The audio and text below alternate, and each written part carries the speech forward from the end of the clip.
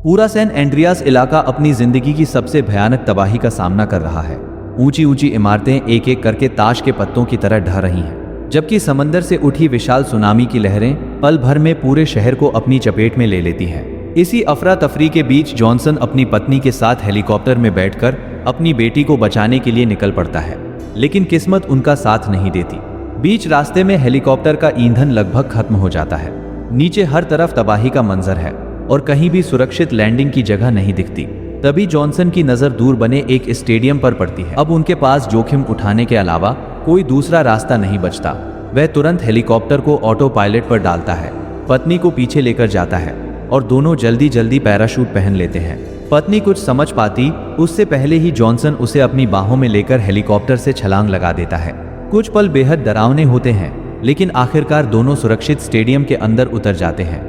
मगर उनकी मुश्किलें अभी खत्म नहीं हुई थीं। तभी भूकंप का एक और जबरदस्त झटका आता है और पूरी जमीन जोर जोर से कांपने लगती है। जॉनसन बिना एक पल गवाए वहां फंसे लोगों को सुरक्षित जगह पर पहुंचाना शुरू कर देता है। उसकी समझदारी और हिम्मत की बदौलत दर्जनों लोगों की जान बच जाती है। इसके बाद जॉनसन और उसकी पत्नी तय की गई जगह की ओर बढ़ते हैं, लेकिन रास्ते में पहुंचते ही उनके होश उड़ जाते हैं। चारों तरफ इमारतों का मलबा बिखरा पड़ा है और सभी सड़कें पूरी तरह बंद हो चुकी हैं। फिर भी जॉनसन घबराने के बजाय शांत दिमाग से कोई दूसरा रास्ता ढूंढने लगता है। तभी उसकी नजर बंदरगाह पर खड़ी एक स्पीड बोट पर पड़ती है और दोनों तुरंत उसी से निकल पड़ते हैं। लेकिन जैसे ही उनकी बोट बंदरगाह से बाहर निकलती है, सामने समंदर से उठती सैकड़ों फीट ऊंची सुनामी की लहर दिखाई देती है। जॉनसन तुरंत अपनी पत्नी से मजबूती से पकड़ने के लिए कहता है। उसे पता है कि इतनी बड़ी लहर से भागकर बचना नामुमकिन है। अब उनके पास सिर्फ एक ही मौका है, लहर अपनी सबसे ऊंची स्थिति पर पहुंचने से पहले उसके पार निकल जाना। समंदर में मौजूद सैकड़ों दूसरी नावें भी पूरी रफ्तार से उसी दिशा में दौड़ रही होती हैं। हर कोई अपनी जान बचाने की आखिरी कोशिश कर रहा है। तभी जब जॉनसन की बोट लगभग लहर पार करने ही वाली होती है, ऊपर से कई टन वजनी एक विशाल मालवाहक जहाज उनकी ओर गिरने लगता है। मौत बिल्कुल सामने खड़ी होती है, लेकिन आखिरी पल में जॉनसन तेजी से बोट का रुख बदल देता है और बाल बाल बच जाता है। मगर खतरा अभी खत्म नहीं हुआ था। उस जहाज पर रखे भारी भरकम कंटेनर एक एक करके समंदर में गिरने लगते हैं। हर तरफ तबाही मची होती है, लेकिन जॉनसन शानदार नियंत्रण और तेज फैसलों की बदौलत उन सभी बाधाओं से बचते हुए आखिरकार सुरक्षित आगे निकल जाता है। उधर ब्लेक और उसके साथ मौजूद दो लड़के भी सुनामी की चपेट में आ जाते हैं, लेकिन समय रहते हुए खुद को सुरक्षित कर लेते हैं, जिसकी वजह से तीनों की जान बच जाती है। दूसरी तरफ जॉनसन अपनी पत्नी के साथ स्पीड बोट में विशाल समंदर के बीच लगातार अपनी बेटी की तलाश करता रहता है। एक पूरा दिन और एक पूरी रात बीत जाती है, लेकिन बेटी का कहीं कोई पता नहीं चलता। अब बोट का ईंधन भी खत्म होने की कगार पर पहुंच चुका होता है। तभी जब जॉनसन ईंधन भरवाने के लिए किसी सुरक्षित जगह की तलाश करने वाला होता है, उसकी पत्नी की नजर दूर टिमटिमाती हरी रोशनी पर पड़ती है। दोनों तुरंत उस दिशा में देखते हैं। यह उनकी बेटी ब्लेक का भेजा हुआ इमरजेंसी सिग्नल होता है।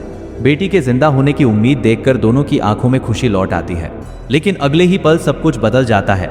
जिस इमारत में ब्लेक फंसी होती है वो अचानक धंसने लगती है और समंदर का पानी तेजी से उसके अंदर भरने लगता है। देखते ही देखते पानी का स्तर बढ़ने लगता है।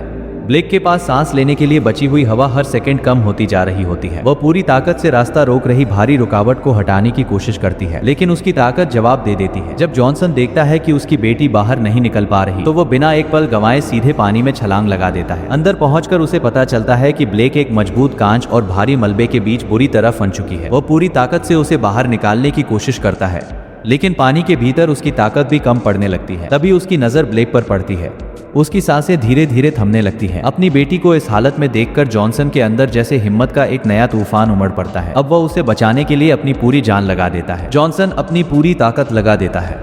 कुछ ही पलों में वह उस मजबूत रुकावट को तोड़कर अपनी बेटी तक पहुंच जाता है। वह तुरंत बेहोश ब्लेक को अपनी बाहों में उठाता है और उसे लेकर पानी से बाहर निकल आता है। किनारे पर पहुंचते ही जैक और उसका छोटा भाई दौड़कर मदद के लिए आते हैं। तीनों मिलकर ब्लेक को सुरक्षित जगह पर लिटाते हैं। बिना एक सेकंड गंवाए जॉनसन अपनी बेटी को सांस दिलाने की कोशिश शुरू कर देता है, लेकिन खतरा अभी भी टला नहीं था। जिस इमारत में वे फंसे थे वह तेजी से नीचे धंस रही थी और किसी भी पल पूरी तरह गिर सकती थी। बाहर निकलने के लिए जैक लोहे की भारी रॉड उठाकर कांच पर पूरी ताकत से वार करता है, लेकिन कांच इतना मजबूत होता है कि उस पर कोई असर नहीं पड़ता। तभी बाहर खड़ी जॉनसन की पत्नी यह सब देख लेती है। वह जोर से सभी को पीछे हटने के लिए चिल्लाती है। अगले ही पल वह स्पीड बोट को पूरी रफ्तार से मोड़ती है और बिना डरे सीधे कांच की दीवार से टकरा देती है। जोरदार टक्कर के साथ कांच टूट जाता है और सबके लिए बाहर निकलने का रास्ता खुल जाता है। सभी लोग फौरन ब्लेक को उठाकर स्पीड बोट पर ले आते हैं और जैसे ही वे वहां से दूर निकलते हैं, अगले ही पल पूरी इमारत ताश के पत्तों की तरह ढह जाती है। उधर जॉनसन लगातार अपनी बेटी को बचाने की कोशिश करता रहता है। आखिरकार उसकी मेहनत रंग लाती है और ब्लेक की सांसें वापस चलने लगती हैं। उसे होश में आता देख पूरे परिवार की आंखों में खुशी के आंसू आ जाते हैं। आखिरकार यह परिवार इस भयानक तबाही से जिंदा बच निकलता है। जॉनसन अपनी पत्नी और बेटी को गले लगाता है क्योंकि उसे एहसास हो चुका होता है कि परिवार से बढ़कर इस दुनिया में कुछ भी नहीं है। कहानी के अंत में इस विनाशकारी भूकंप से बचे लोग एक नई शुरुआत करने का फैसला करते हैं और मिलकर अपने उजड़े हुए शहर को फिर से बसाने में जुट जाते हैं।